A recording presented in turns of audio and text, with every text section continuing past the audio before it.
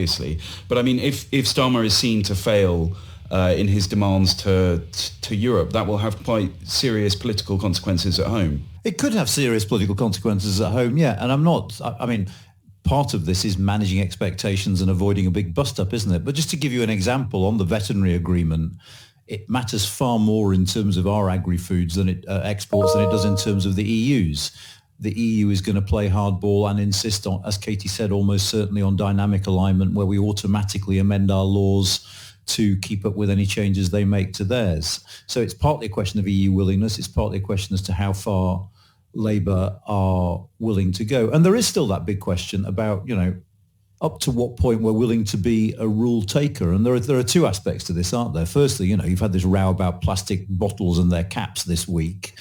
That's a case of companies simply refusing to do a separate product line for the United Kingdom. That is to say, this isn't our law, it's an EU law, but companies are abiding by EU law, so we live with the consequences, which basically means dripping your water all over yourself because the cap's still hanging off the bottle.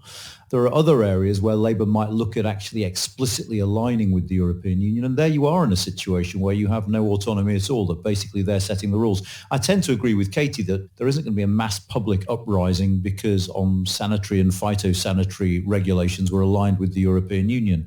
But the more you do that, the more it poses the question as to what is the point of being outside if you have to accept rules over which you have no say. And I think within the Labour Party, there are going to be people making that argument at some point. I know I said finally, but it's a question that I've actually wondered about myself quite often is how likely would the EU be to say to the UK, okay, we are willing to give you re-entry on the same terms that you had previously, because obviously the UK had quite preferential terms in its membership of the EU.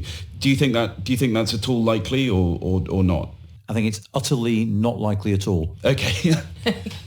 Sorted. Lovely. Thank you very much.